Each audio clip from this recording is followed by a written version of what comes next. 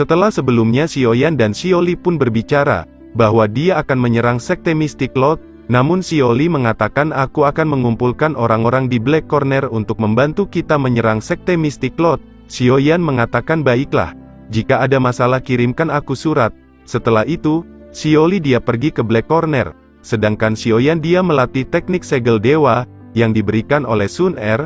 Cerita berpindah kepada Xiaoli, dia telah berhasil mengkumpulkan banyak orang-orang di Black Corner, dan dengan itu Xiaoli pun mengambil kekuasaan kota Peng yang awalnya dikuasai oleh Han Peng. Berita munculnya praktisi Xiaoli yang bernama praktisi Gerbang Shou, menyebar ke area Black Corner, yang ternyata mengundang 3 praktisi kuat di Black Corner. Mereka menganggap Gerbang Xiao telah mengambil wilayahnya ini, dikatakan mereka sebanding dengan praktisi Han Peng. Bahkan mereka pun sempat diajak oleh Han Feng bergabung sebelumnya menyerang akademi. Namun mereka menolak. Di sini kita melihat praktisi ini sangat kuat, bahkan Han Peng pun tidak mau melawan mereka. Akhirnya setelah mereka rapat 3 praktisi ini, mereka pun memutuskan untuk menyerang praktisi Xiaoli yaitu praktisi Gerbang Shou. Di sisi lain, Xiaoli pun telah mendengar 3 praktisi kuat akan menyerang, yang membuat Xiaoli pun langsung bergegas untuk mengirimkan surat kepada Xiaoyan yang sedang berlatih, untuk meminta bantuan karena Xiaoli dia tahu 3 praktisi ini memiliki kekuatan di tingkat Do Huang. Setelah itu ketika Xiaoyan berlatih teknik pembalikan gunung, benar saja merpati yang dikirim Xiaoli pun tiba menghampiri Xiaoyan. Xiaoyan mengetahui bahwa Xiaoli sekarang dalam kesulitan.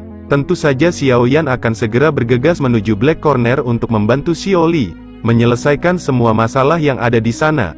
Namun sebelum Xiaoyan pergi, tiba-tiba Xiaoyan pun memanggil seseorang yang ternyata Xiaoyan memanggil Kailin yang tidak lain itu adalah nama baru yang telah diberikan oleh Xiaoyan kepada Medusa. Namun ketika Xiaoyan memanggil Kailin, Medusa tidak muncul.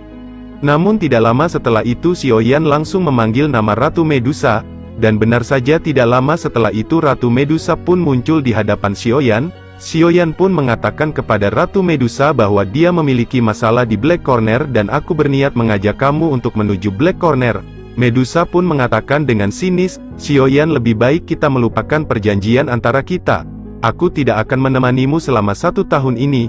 Xiaoyan sambil tersenyum mengatakan Medusa jika kamu tidak menemaniku dan andai saja aku mati maka kamu tidak akan mendapatkan pil tersebut, untuk menghilangkan pengontrol dari piton penelan surga. Setelah mengatakan itu Xiaoyan pun dia langsung mengeluarkan sayap dokinya, dan langsung menuju Black Corner.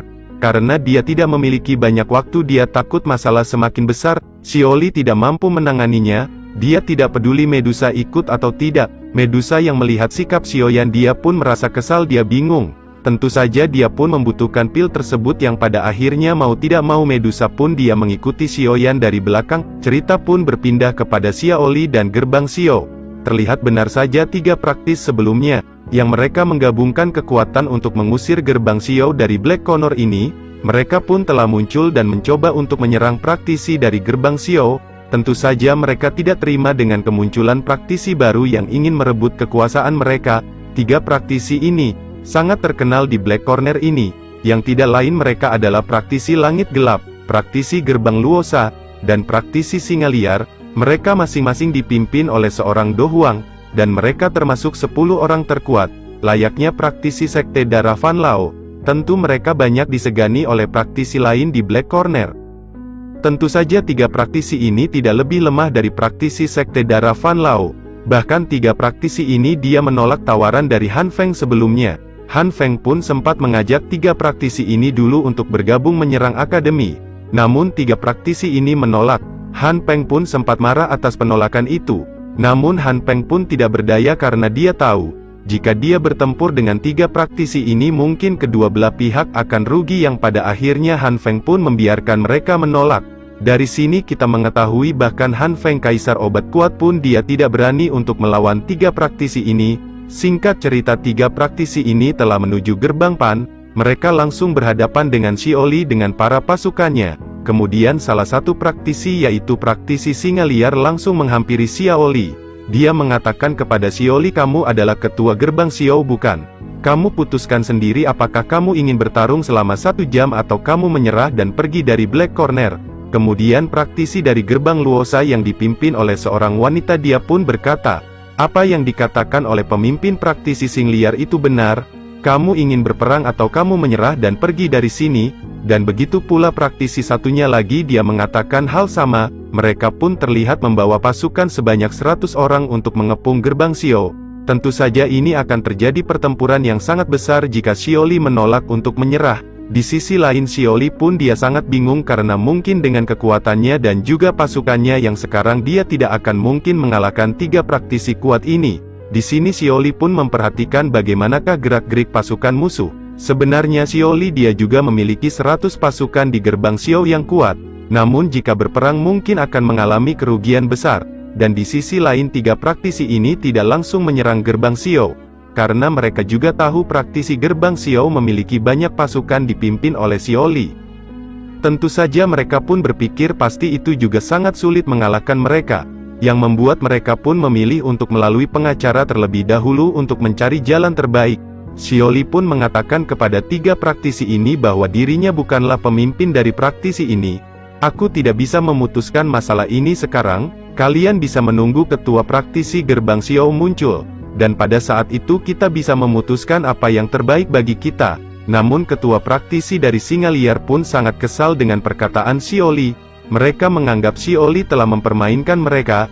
Dia berkata tujuan kami datang ke sini untuk mengusir kalian dari Black Corner ini. Sekarang para ketua pun telah bersiap untuk berperang karena dia merasa dipermainkan oleh Xiaoli. Mereka pun mengeluarkan aura membunuhnya, namun ketika mereka mengeluarkan aura membunuh tiba-tiba dari atas langit muncul seseorang yang tidak lain itu adalah Sang Matik Glory Xiaoyan. Dia berkata apakah kalian yakin dek, mau mengusir aku Sang Matik Glory? Nanti kalian turu. Terus nangis langsung bilang ke emak kalian. Para ketua yang melihat munculnya seseorang itu mereka sangat terkejut karena mereka sebelumnya tidak merasakan hawa keberadaan sosok pemuda tersebut. Xiaoyan berkata, jadi benar kalian berani mengusir gerbang Xiao? Bahkan Han Feng Kaisar obat kuat, tidak mampu untuk melakukan hal itu. Mata 3 ketua praktisi bertanya sejak kapan dia ada di sana. Di sisi lain Xiaoli dia merasa senang Xiaoyan telah muncul. Ketua Sekte Langit Gelap bertanya siapa sosok laki-laki tersebut. Dan begitu pula praktisi Singa Liar yang berkata, kamu tidak usah ikut campur urusan kami. Mendengar itu Xiaoli berkata, itu adalah pemimpin dari gerbang Pan. Bagaimana mungkin dia tidak boleh ikut campur tentang masalah ini. Sekarang para ketua praktisi mengetahui, apa yang dikatakan oleh Xiaoli ternyata benar. Dia bukan ketua praktisi gerbang Xiao. Kemudian ketua praktisi Singa Liar bertanya siapa sosok laki-laki tersebut. Aku tidak pernah melihat kamu di area Black Corner ini. Xiaoyan pun mengatakan bahwa dirinya adalah Xiaoyan Sang Matik Glory. Aku baru saja tiba di Black Corner ini. Tentu saja 3 orang praktisi mereka sangat terkejut mendengar nama Xiaoyan Sang Matik Glory. Dan mereka pun bertanya apakah benar kamu adalah Xiaoyan yang telah menghabisi Pan Lao dan juga Han Feng. Xiaoyan pun menatap mereka dan berkata apakah kalian datang ke sini untuk meminta keadilan karena aku telah menghabisi mereka. Mendengar perkataan Xiaoyan 3 praktisi itu mereka ketakutan. Mereka tahu Xiaoyan yang telah berhasil mengalahkan Han Feng. Tentu saja mendengar nama itu saja mereka sudah ketakutan. Walaupun mereka bertiga di level Do Huang. Dan kekuatan mereka lebih kuat dari Pan Lao Sekte Darah.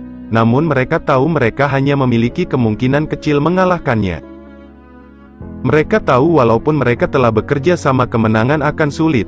Salah satu ketua berkata, kami tidak dekat dengan Han Feng, untuk apa kami membalas dendam atas kematiannya? Xiaoyan berkata, jadi apa tujuan kalian datang dengan pasukan yang banyak ke gerbang Xiao? 3 ketua sangat marah, karena Xiaoyan terlihat pura-pura.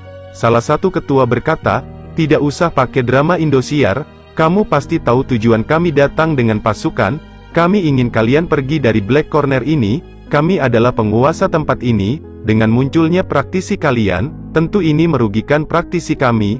Pasti kau juga tahu, di tempat Black Corner ini, banyak transaksi barang-barang berharga. Dengan menguasai tempat ini pasti memiliki keuntungan yang sangat banyak juga. Xiaoyan berkata lagi, apa kamu yakin dia mau ngusir Sang Matik Glory? Sekarang 3 ketua itu tahu, mereka tidak bisa mengusir Xiaoyan dengan kata-kata saja. Mereka bertiga telah siap berperang, walaupun kemungkinan kecil untuk menang, namun hal resiko selalu mereka lakukan untuk mendapatkan sesuatu. Akhirnya mereka memutuskan untuk berperang dengan praktisi Xiaoyan. Xiaoli dan para pasukannya mereka telah bersiap untuk berperang juga.